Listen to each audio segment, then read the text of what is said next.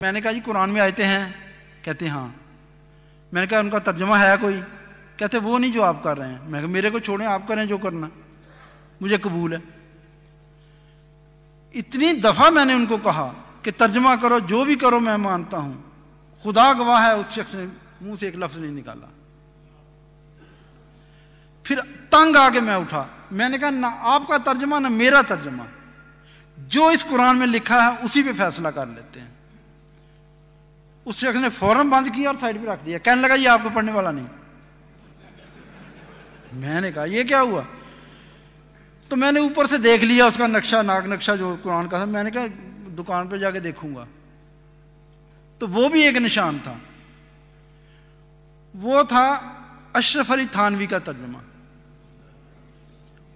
اب نہیں وہ اس میں لکھا، وہ اس زمانے میں جو تھا 85 کی بات ہے، تو اس میں صاف اس نے لکھا تھا کہ یہ آیتیں نبوت کو پرکھنے کا معیار ہیں۔ آگے کچھ اور لکھا تھا اس نے کہ اس سے مرزا صاحب نے نجائز فائدہ اٹھایا، وہ الگ بات ہے، مگر اس نے یہ لکھا تھا۔ اب میں بار بار پوچھوں قادری صاحب سے، وہ قادری صاحب کوئی جواب نہ دیں، تو بیگم اس جو بار بار اقرار تکرار ہو رہا، تو بیگم اکتا آ گئی، کہنے لگی قاضی صاحب میری سنیں۔ کہنے لگی کیا؟ کہتی میں لاہور استغفار آیت الکرسی پڑھ کے بیٹھتی تھی، آپ کی باتیں سنتی تھی، ٹھیک کرتی تھی۔ اس کو سمجھ آ گئی کہ معاملہ خراب ہو گیا۔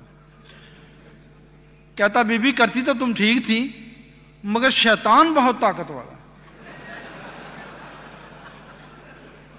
اس نے کہا خدا سے بھی زیادہ، تو وہ یہ تو نہیں کہہ سکا خدا سے بھی زیادہ، مگر اس نے جو جواب دیا نا اس کا مطلب یہی تھا۔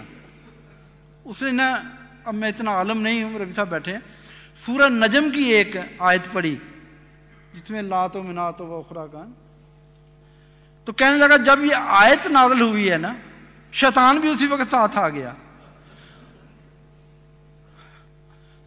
اور نبی پاک صلی اللہ علیہ وسلم کے منہ میں داخل ہو گیا اور آیت کو بدل کے بتوں کی شان میں بنا دیا۔ یہ اتنی تکلیف سے بات تھی کہ میری بیگم سے تو برداشت ہی نہیں ہوئی۔ یہ کہنے لگی ایک منٹ نہیں میں ٹھہر سکتی، نکلو یہاں سے۔ میں نے کہا ٹھہر جو فیصلہ تو کر لیں۔ کہنے لگی نہیں نکلو۔ اور میں نے کہا ٹھہر، وہ خود اکیلی نکل گئی۔ جب سمنا آباد میں رہتا تھا اس وقت یہ اوپر کی منزل، وہ سیڑھیاں اتر گئی، میں بھی اتر آیا۔ میں نے کہا کیا وجہ، کیوں تم نے ایسا کیا؟ کہتی میں تو اس کو بہت بڑا عالم سمجھتی تھی۔ میں نے کہا یہ اس سے بڑا عالم تھا۔ کہتی پھر کیا ہوا اس کو؟ میں نے کہا جب مردہ مر جاتا ہے کوئی ڈاکٹر اس میں جان نہیں ڈال سکتا، بڑے سے بڑا لے آؤ، ان کا عقیدہ مر چکا ہے، یہ جان ہی نہیں ڈال سکتے۔ کہتے ہیں میں کیا کروں، میرا تو خدا سے ایمان اٹھ گیا۔ میں نے کہا یہی مہدی کی نشانی ہے کہ لوگ ایمان لینے جائیں گے، اگلا بھی گنوا کے آئیں گے۔ تو لہذا میں تمہارے کہنے پہ میں کافی تکلیفوں سے وہاں گیا تھا، کوئی جانا آسان نہیں تھا، وہاں جماعت کی طرف سے بھی رکاوٹیں تھیں، یہ لمبی کہانی۔ چلو میں نے کہا میں کتنی تکلیفیں برداشت کر کے گیا ہوں، تو اب تم میرے ساتھ ربوا چلو۔ تو اس نے کہا میں کل بتاؤں گی۔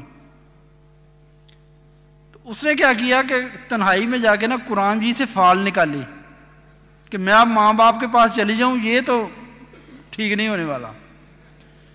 تو 7ویں لائن جو اس نے نکالی تو وہاں لکھا ہوا تھا، اس نے مجھے بعد میں بتایا کہ اگر انہوں نے تمہیں پکڑ لیا تو تمہیں واپس نہیں آنے دیں گے، تمہارا دین خراب کریں گے۔ یہ سورہ کاف کی وہ آیت ہے جب وہ سکہ دے کے بھیجتے ہیں نا کہ جاؤ یہ شہر کی خبر لے کے آؤ، کچھ چیزیں لے کے آؤ، ساتھ کچھ ہدایت کرتے ہیں کہ وہاں خیال رکھنا اگر انہوں نے تمہیں پکڑ لیا تو واپس نہیں آنے دینا، تمہارا دین بھی خراب کریں گے۔ تو کہتی میں نے جب یہ پڑھا تو پھر میں نے کہا میں نہیں جانا، چلو وہی چلے۔ اب ربوہ میں آخری دن کا اس کی قبول احمدیت کا دن بتاتا ہوں۔ تو ایک دن مجھے کہنے لگی کسی عالم سے ملائیں۔ میں مبشر کالم صاحب کو لے گیا، میں نے کہا بیگم نے کوئی سوال کرنا۔ تو اس نے پوچھا کیا بی بی کوئی سوال ہے؟ کہنے لگی کہ بات یہ ہے کہ میں گریجویٹ ہوں، میرا یہ دینی علم ہے، میں قاری عبداللطیف کی بیٹی ہوں، فلاں گھرانہ ہے، تو میں کافر نہیں ہو سکتی؟ انہوں نے کہا نہیں ہونا چاہیے۔ انہوں نے کہا اب یہی کوالیفیکیشن کے ساتھ میں کافر رہ نہیں سکتی، کروں کیا؟ وہ کہنے لگے کہ بی بی کفر تو کوئی بری چیز نہیں، اگر آپ کو دودھ پیش کیا جائے آپ انکار کر دیں تو ایک نعمت سے محروم ہو گئی، وہ کفر نقصان دے گیا آپ۔ فائدہ دے گا. اگر زہر دیا تو آپ نے انکار کیا، وہ کفر آپ کو فائدہ دے گیا. دودھ والا نقصان کرے گا، زہر والا فائدہ کرے گا، ہے کفر ہی. تو آپ نے کوئی مرزا صاحب کی کتاب پڑھی ہے؟ انہوں نے کہا ہاں میں انفاق قدسیہ، کشتی نو، 2-3 دعوت الامیر اور 1 اور 2 کتابوں کا ذکر کیا کہ یہ پڑھی ہیں. ان کا بس فیصلہ ہو گیا.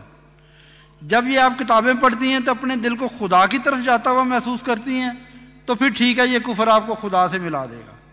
اگر آپ کا دل گھبراتا ہے، خدا سے دور ہوتا ہے، تو پھر اس طرف نہ آنا، یہ کفر آپ کو خدا سے دور کر دے گا. السلام علیکم. ان کی یہ عادت ہے کہ بات سمجھا کے نا السلام علیکم کو چل پڑتے ہیں. تو میں اکثر بحث کے بعد بیگم سے پوچھا کرتا تھا، بیگم تم اپنے عقیدے پہ، میں اپنے عقیدے پہ رہیں تو اکٹھے. تو وہ کہا کرتی نہیں، پہلے یہ فیصلہ کرنا ہے کہ تم سچے ہو کہ میں. تو اس دن میں نے پوچھا، کہنے لگی آج میں بیعت کروں گی.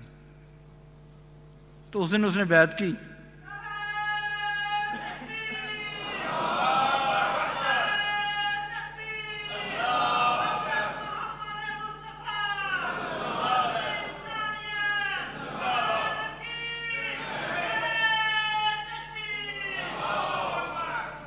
اب اللہ کے فضل سے میرا بڑا بیٹا جو وقف ہے وہ جماعت احمدیہ کا جنرل اٹارنی ہے ربوہ میں، جائیداد میں. اور ایک بیٹی اللہ نے دی ہے، وہ وقف ہے، پڑھا رہی ہے نصرت میں، نصرت کالج میں. بیٹا ایک امریکہ میں ہے اور خاکسار اپنی بیوی کے ساتھ یہاں ہے، حضور کے پیچھے نماز پڑھتا ہے. اور مشورہ بھی دیتا ہوں کہ یہ جتنی توانائی ہے، جس طرح ایک شیشے ہوتا نا آتشی شیشہ، ایک نقطے پہ اکٹھی کر دیتا ہے اور وہ بہت طاقتور نقطہ ہوتا ہے جس کی بتانے کی ضرورت نہیں. خلافت ساری تجلیات اکٹھی کر کے ہمارے لیے ایک روشنی نقطے مہیا کرتی ہے. جتنا آپ قریب ہوں گے خلافت کے، اتنے ہی بینیفٹ، اتنا ہی فائدہ اٹھائیں گے. تو آج میں سمجھتا ہوں کہ میں بہت ہی خوش قسمت انسان ہوں جو خلافت کے قدموں میں آنے کی کوشش کر رہا ہے اور پہنچ گیا ہے.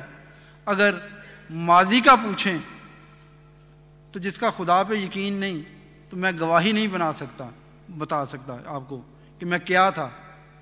نہایت ہی خوفناک انسان تھا. بس اتنا بتا دینا کافی سمجھتا ہوں.